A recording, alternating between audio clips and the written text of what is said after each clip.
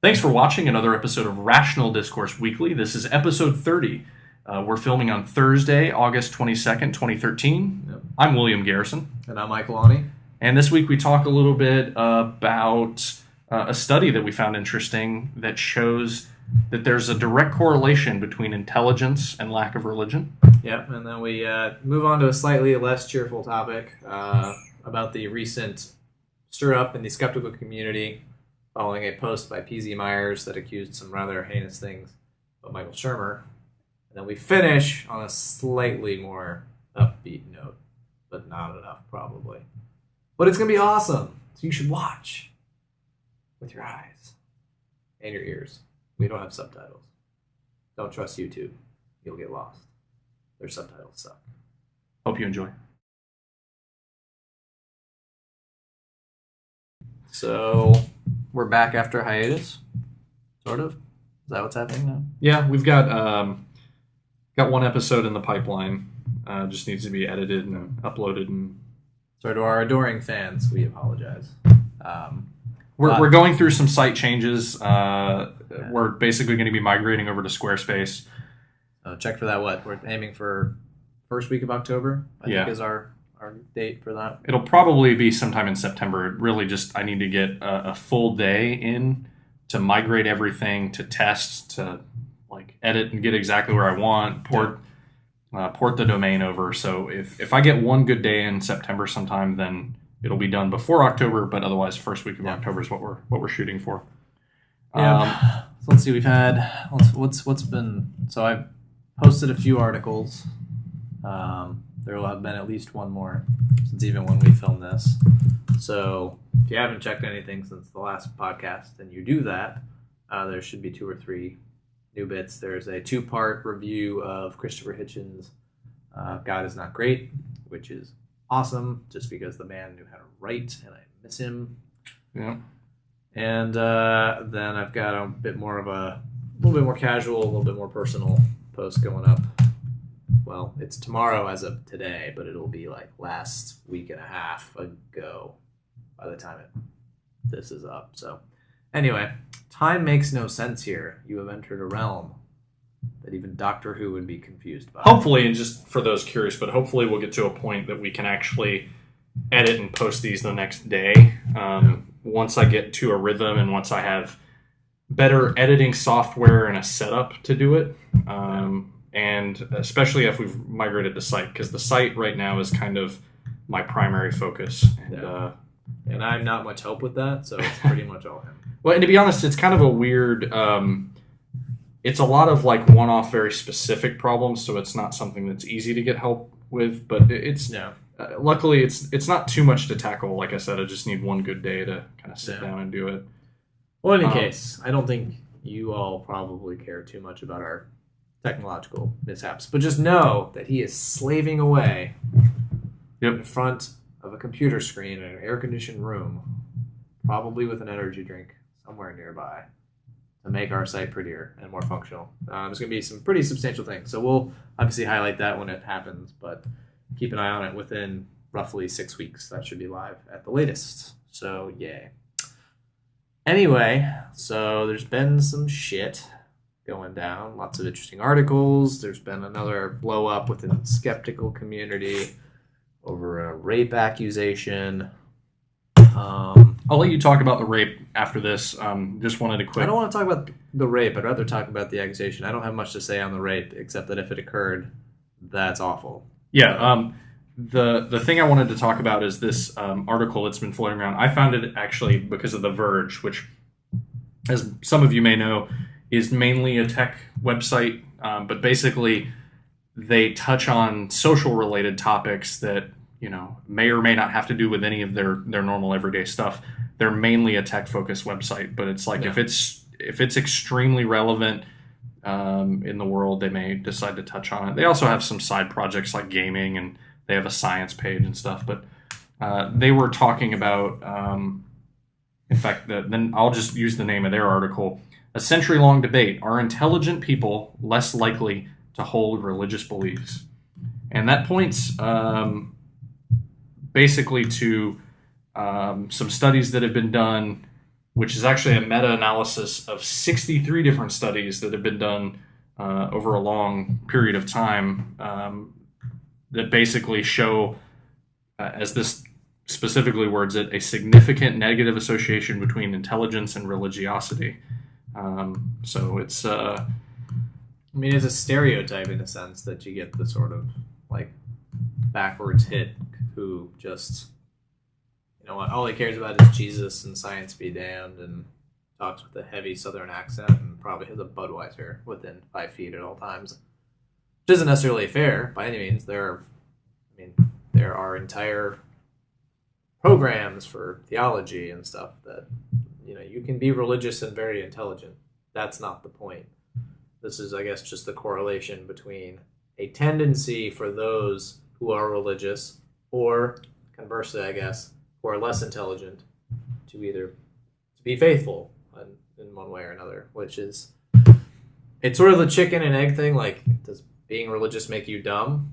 I mean, quite seriously, like, if you're raised as a fundamentalist and you're not exposed necessarily to non-religious topics as heavily. Yeah, like the way of thinking about a world in which sort of pragmatism and rationality are going to be paramount, is that going to inhibit you? Obviously, I'm sure they probably tried to fudge for that in the numbers to make sure that that wasn't the case, but, or is it just that dumber people tend to be religious? And I guess my gut instinct is to go that way, to say that, well, it would make sense for people who are less intelligent to adopt a belief system that is handed to them, is supposedly basically whole, and requires no real intellectual commitment from them. It's more of an emotional commitment. Yeah. I love Jesus. Okay, but what does Jesus want you to do? I don't know. What does the book say? Let's reference the book. I don't want to think about it. So yeah, and as the study mentions, it's kind of interesting because I guess the theory or some possible proposed explanations behind it is that people that are more intelligent are more likely to focus on other things in life, more rational explanations of their worldview. They're less likely to latch on to religious dogma, to focus instead on things like furthering their education and their careers and family. Yeah. That they don't necessarily invest their life into religion for those kinds of self-enhancements. They don't look it's at like religion. If you don't for need answers. religion, Right. then they don't go looking for it. Right.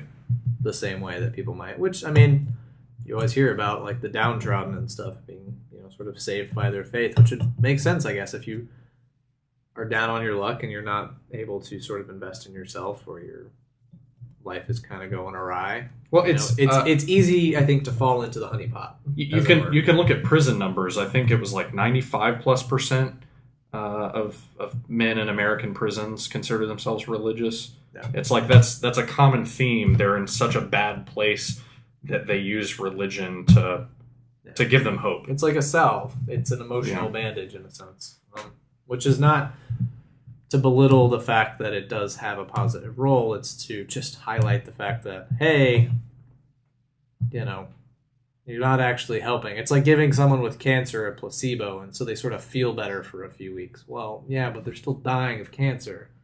So while I admit that religion can have an ameliorative effect on people to make them feel better about themselves or life, or even towards their fellow man, it doesn't mean that at their heart that's still sort of an intellectual cancer that's going to reap more harm than good.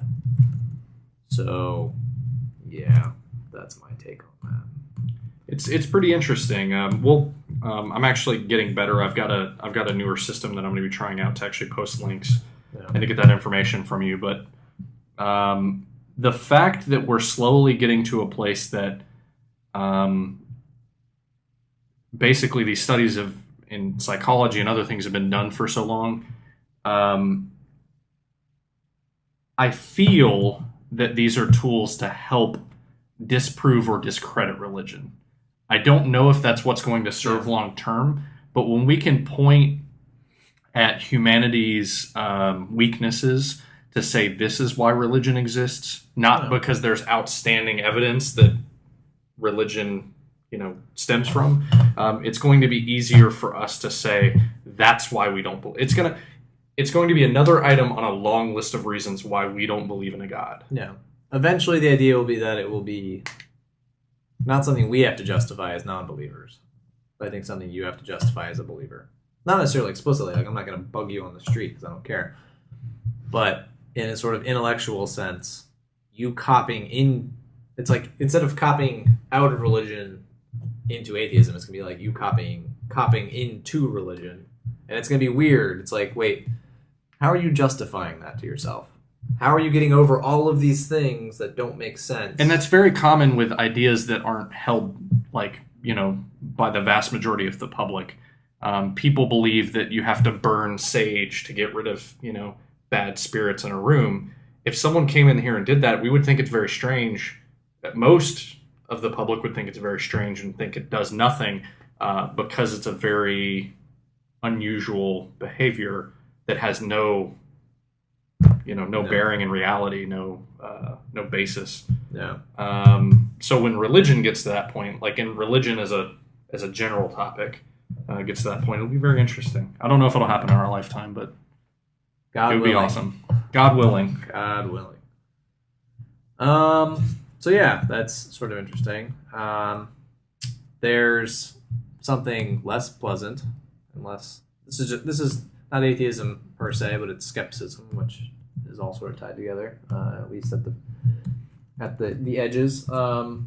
So, blogger, intellectual, dude, prominent skeptic, PZ Myers, I think it was about 10 days ago, posted on his website an accusation against Michael Shermer that stated that someone had come to PZ Myers, who he was close with and trusted, and said that previously, time frame was vague, but it had been a while, probably years, that this person had been put into a position by Michael Shermer, who's he's the leader of the, what the hell was it? It's like the Secular Alliance or something like that. I cannot remember for the life of me right now. Yeah, I'm trying to find it. Quick, look that up. But in any case, that at a conference at which Shermer was attending, this person was put into a position where they could not consent to a sexual rendezvous. No specifics, really. So Myers was like, I have no proof of this. I'm not saying that it happened, but I'm saying I trust the person who said this, and I feel that I should put this out there so that this doesn't happen to someone else. And so it blew up, of course, because there's already been incidents in, you know, at skeptical conferences and within sort of the skeptical community about this whole issue. And what was interesting to me is that at least, you know, like I was reading what appeared to be a fairly level-headed discussion on Reddit of all godforsaken places about this topic where you would expect it just to devolve. Now, this was True Atheism, which is a little bit different than most other subreddits, but point was, it was an interesting thing for these people to be talking about because it didn't devolve into blaming the victim and all that.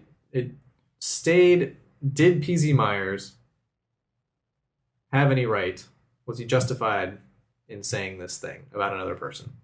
There's a person with whom he's had spats online. They've written articles and responses back and forth to each other. I don't think there's any love lost there. But Myers basically makes an anonymous accusation for a third party. At one point, he later confirms that apparently alcohol was involved. That's all we know at this point.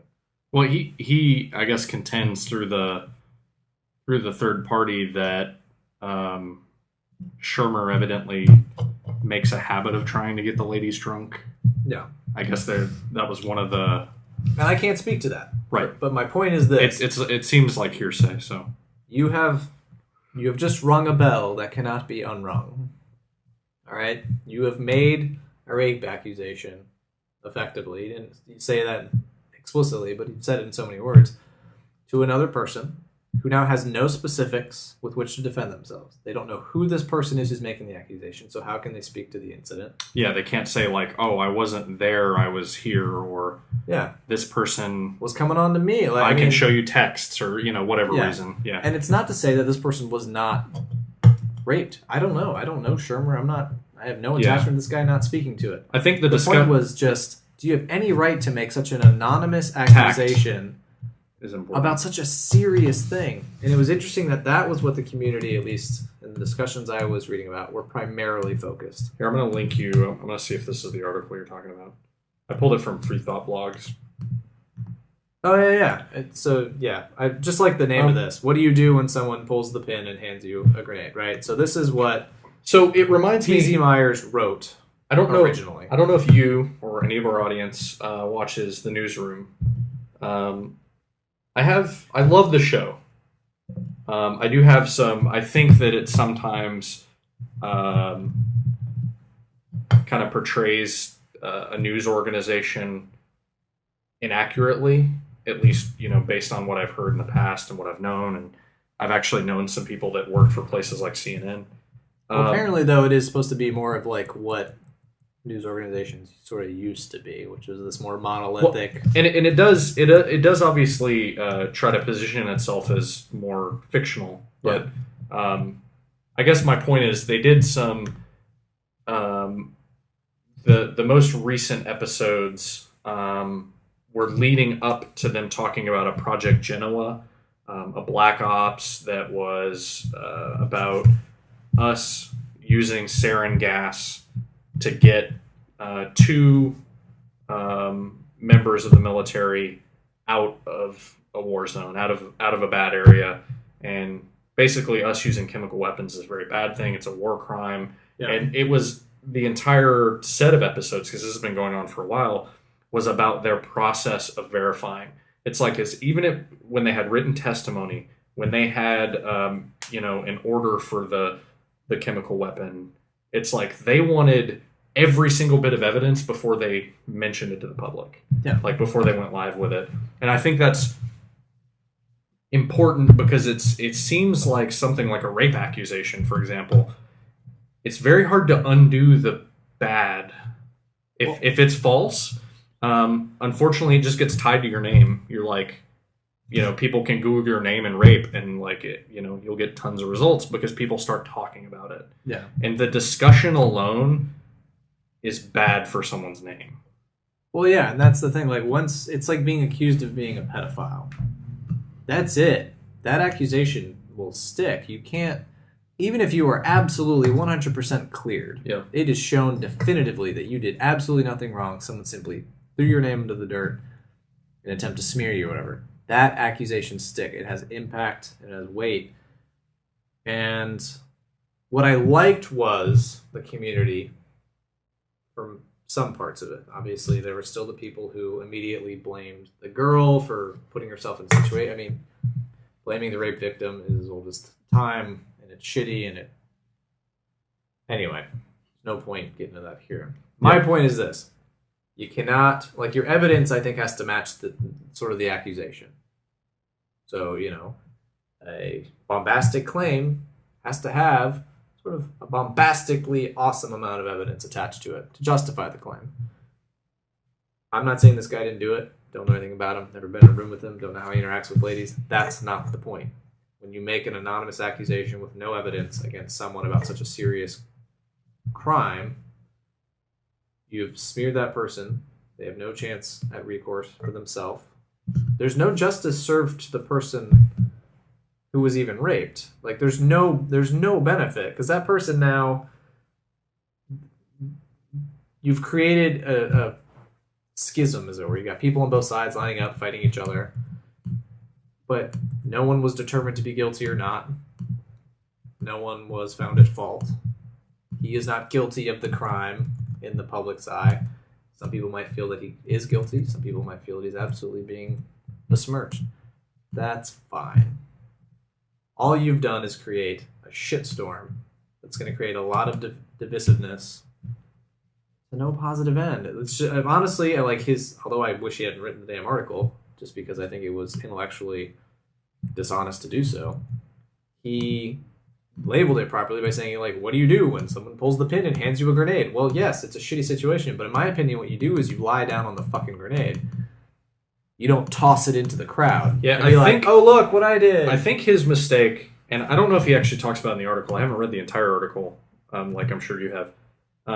I feel like this could have been a tighter discussion among a couple of people, and maybe not even giving specifics. Like, hey, here's the information I've been giving.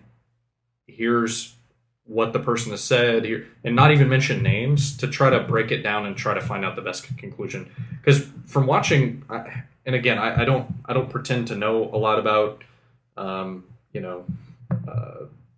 law involving rapes and what kind of information is needed and all that.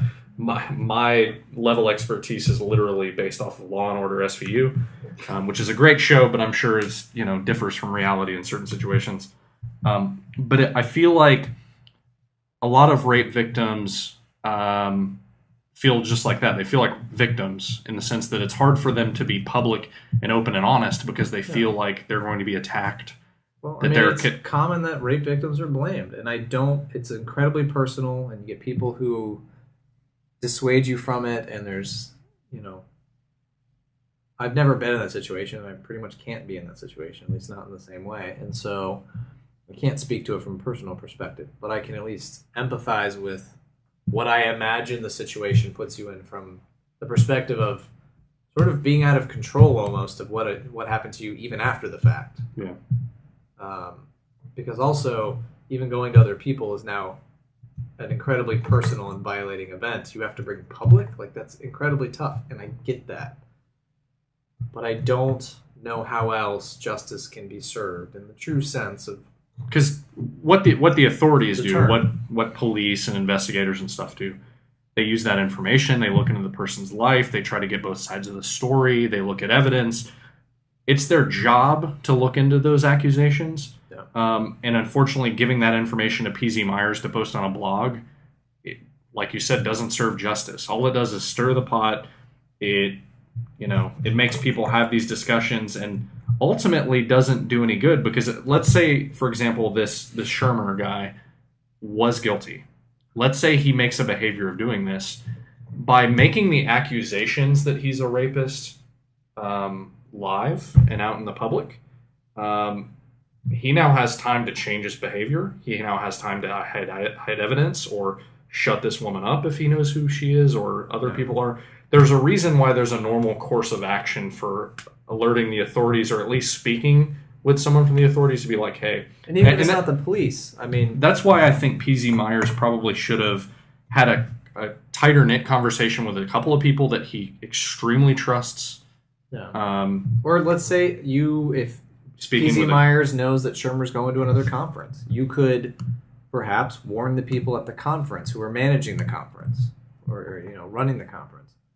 Hey, I have a serious accusation. I don't feel like going public with it because I don't have the proof to support it per se, but I want to at least make it aware to make the people who are going to be there with him safer. I mean, there is no good way around it. Like, I get that it sucks that someone sort of put this on him, but he volunteered for the next step, in my opinion, and I don't think he did it right, and there are issues within the community, obviously, skeptical community, about sexism, about women feeling safe and invited, welcome to these things, and not merely as sexual objects, but true participants in it.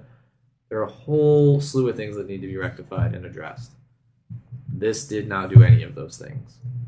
It opened a wound, made no attempt to close it, and it's just like, it's ripe for infection now. It's ripe for people to get in there and start trolling and just be terrible. And I wish he hadn't said anything. I mean, at least not in the way that he did. This is something that you either take up with the proper authorities or you go to people who have some measure of control over what this would even possibly do. But at the end of the day, this is going to die down. Man's going to have a black mark against his name that we can't prove or disprove. If he did it, I mean, good, he has the black mark, but you haven't really gotten justice for the person who did it. And if he didn't do it, well, now this guy's got this horrible thing following him. And again, for the victim, if this did happen the way that it is described, this person was taken advantage of sexually, I mean, is there any satisfaction in that? Maybe. I mean, maybe that's why he's doing it. Maybe this is a very personal friend, but I mean, looking at it abstractly, looking at it from someone from the outside who knows none of the participants, I think there was no good that came from this. No justice was served. And so I'd agree. That sucks. And that's all we really have for this week. No, we have to end on something happier. Think about it. Alright,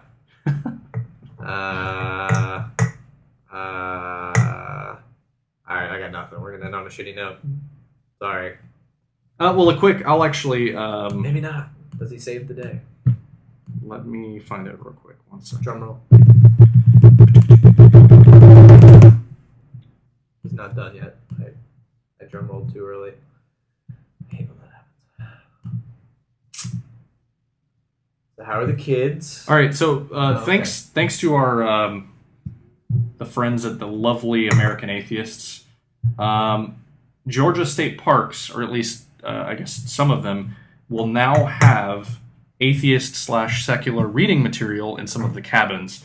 Basically, one of the members of American Atheists was staying at a state park, Ed Buckner, the article says, and found a Bible in the rented cabin, similar to what you'd see in like hotels. Yeah, and that's because the state park, and that's because your money. The Gideons are crazy about giving out these Bibles, like just handing them out like crazy. They're pretty much in every hotel ever. But being in a state park, do they cray? Do they pray? I have no idea. I won't answer that.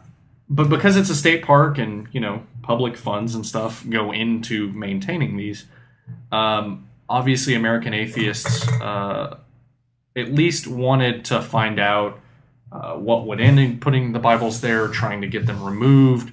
And then Governor Nathan Deal of our home state of Georgia basically replied, well, we didn't do anything. Like, they were donated. No money was spent. We didn't pay them to be inserted. They're like, this is not Georgia condoning Christianity as the official religion of the state or anything. Yep. And they're like, in fact, any group, whatever you want to donate as far as literature, we'll put them in the cabins. Yep. So then American Atheists were like, that's pretty awesome. So it kind of goes with it's been kind of a common theme with some of these recent lawsuits and stuff with public displays and things. It's like, well, if we can't beat them, join them. Yeah. So they're going to start putting some atheist materials in these cabins to be alongside the Bible. So it's pretty interesting that it's happening at the state level. Obviously, I think the next step would be to go to private hotels. Like maybe American Atheists becomes the society that specifically reaches out to private hotel companies to be like, hey, we'll donate free atheist material. And I think that the three books as they're listed here are Fear, Faith, Fact, Fantasy by Dr. John A. Henderson. Yeah. Then there's Why I'm Not a Muslim by Ibn Waraq. I probably slaughtered that. I'm sorry. And also the Skeptic's Annotated Bible. So, I mean, it's just interesting that it's there. It lets us. It's another way we're sort of on an even playing field. There's also, I thought it was funnier though, was what's the thing they put up next to the Ten Commandments in the place with the people and the stuff? There's a public display in front of a courthouse. It was a bench. I don't remember what it. But it just had some sort of like humanistic, phrase on the bench or whatever. But it was like right next to this big inscribed monument of the Ten Commandments, and the whole idea was that, if you can't beat them, join them, which I think is funny. So anyway, that's it. We're done. So we'll see you sometime. Hopefully next week. We're gonna get back into this. We're sorry. We're sorry. All right, bye.